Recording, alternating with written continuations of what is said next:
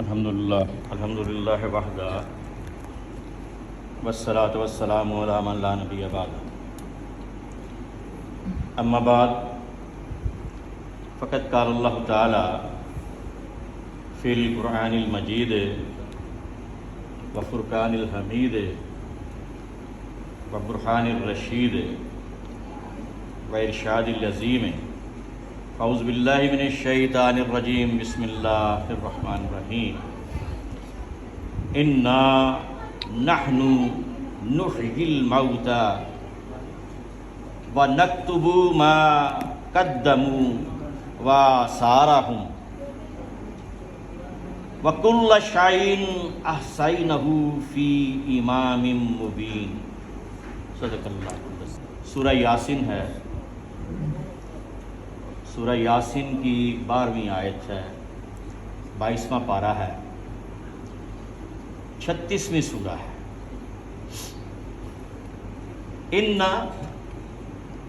انا اور انا، یقیناً ہم، نحن پھر ہم،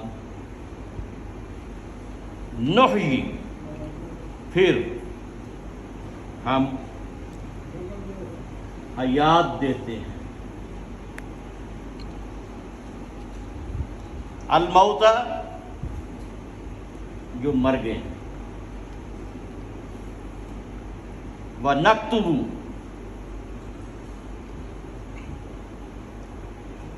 اور ہم لکھتے ہیں، مَا قَدَّمُوا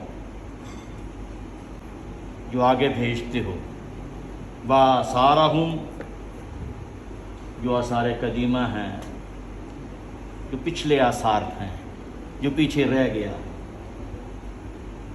جو آگے بھیج دیا وہ بھی ہم نے لکھ لیا اور وہ ہم لکھتے ہیں، اور جو پیچھے رہ گیا وہ بھی ہم نے لکھ لیا، وہ بھی ہم لکھتے ہیں۔ وَكُلَّ شَيْءٍ اور ہر چیز جو ہے، احصینہ وہ ہماری نگرانی میں ہے،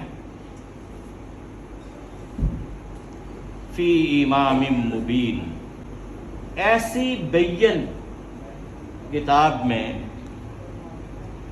کہ جو امام ہے۔ قرآن پاک نے سورہ یاسین کو قرآن کا دل کہا، قرآن کا سینہ کہا، اور اس کو ایک مرتبہ پڑھنے سے 10 قرآن پڑھنے کا ثواب ہے۔ امام کا لفظ جو ہے، یہ یا اس لفظ سے نکلا ہے۔ جب بچہ پیدا ہوتا ہے تو جو سب سے پہلی آواز وہ نکالتا ہے وہ ہوتی ہے اور اسی لفظ کو ماں کہا گیا۔ پہلا لفظ جو بچہ بولتا ہے وہ کیا ہوتا ہے؟ کسی علاقے کا بچہ ہو، کسی زبان کا بچہ ہو، کسی دیش کا بچہ ہو، کسی وطن کا بچہ ہو، کسی قریہ کا بچہ ہو، آواز وہ یہی نکالے گا اور جب وہ یہ آواز نکالتا ہے تو اس آواز وہ اپنی ماں کو پکار رہا ہے۔ اس لیے سے مراد ماں ہے، اور اسی سے مراد امام ہے، اور اسی سے مراد امت ہے۔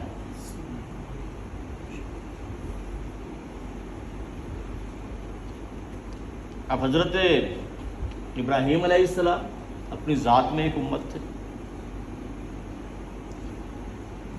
اسی سے امہات ماؤں کے لیے، امات امتوں کے لیے، جس میں جان ہو اس کے لیے امہات، جس میں جان نہیں اس کے لیے امات۔ تو اسی سے لفظ امام نکلا ہے۔ امام اصل میں کہتے ہیں جب کوئی مستری عمارت بناتا ہے تو وہ اوپر سے ایک سال نیچے پھینکتا ہے،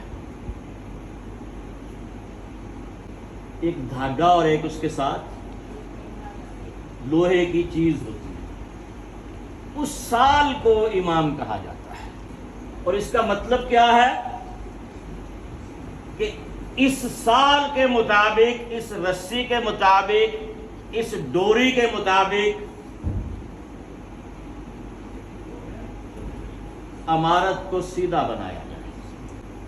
آپ دیکھتے ہیں کہ پھر وہ جب عمارت بنا رہا ہوتا ہے تو زمین کو بیلنس کرنے کے لیے وہ پھر ایک ڈوری لگاتا ہے کہ اونچی نیچی جگہ برابر ہو جائے، اور اس کے اوپر پھر وہ بیلنس کے لیے وہ اپنا آلہ رکھتا ہے کہ یہ برابر ہے کہ نہیں۔ اس تمام پروسیس کو اور اس تمام چیز کو کہ جس سے زمین اونچی نیچی برابر ہو جائے، عمارت سیدھی بنے، دیوار سیدھی بنے، یہ کام امام کا ہے، یہ کام۔ اور جو یہ کام کرے کہ اپنی امت کو سیدھا رکھے، سیدھے راستے پہ رکھے، ایک جیسا رکھے، ایک لائن میں رکھے، بیلنس رکھے، برابر رکھے، وہ امام ہوتا ہے، وہ امام ہوتا ہے۔ ہم کہہ دیتے ہیں امام حسن، ہم کہہ دیتے ہیں امام حسین، ہم کہہ دیتے ہیں امام علی، ہم کہہ دیتے ہیں امام سجاد، ہم کہہ دیتے ہیں امام باقر، ہم کہہ دیتے ہیں امام صادق، ہم کہہ دیتے ہیں امام موسیٰ کاظم، ہم کہہ دیتے ہیں امام علی رضا، ہم کہہ دیتے ہیں امام علی نقی، امام محمد تقی، امام حسن عسکری، امام مہدی، کہتے ہیں نا۔ تو اس کا مطلب کیا ہے؟ یہ اللہ کی طرف سے ایسے لوگ ہیں جو خود بھی سیدھے ہیں اور تمہیں بھی سیدھا رکھنا چاہتے ہیں۔ اب جو نماز میں آگے کھڑا ہوتا ہے اس کو بھی امام کہا جاتا ہے۔ وہ جھکتا ہے تو تم جھک جاتے ہو، وہ کھڑا ہوتا ہے تو تم کھڑے ہو جاتے ہو، وہ سلام پھیرتا ہے تم سلام پھیرتے ہو۔ جو وہ کام کرتا ہے وہ کام تم کرتے ہو تو تم اس کے مقتدی ہو، وہ تمہارا امام ہے۔ یہ تو وہ امام تھے جو من جانب اللہ تھے، جن کا میں نے ذکر کیا۔ اور کوئی بھی شخص جو آگے کھڑا ہو کے پیچھے والے لوگوں کو صحیح راستہ بتائے وہ امام ہے، چاہے وہ فقہ کا امام ہو، امام ابو حنیفہ نعمان بن ثابت ہوں، امام محمد ہوں، امام ابو یوسف ہوں، امام مالک ہوں، امام شافعی ہوں، امام احمد بن حنبل ہوں۔ ان کا کام بھی یہ تھا کہ فقہ لکھ کے مسائل امت کو بتا دیے جائیں کہ یہ سیدھا راستہ ہے۔ تو امام کا کام کیا ہوتا ہے؟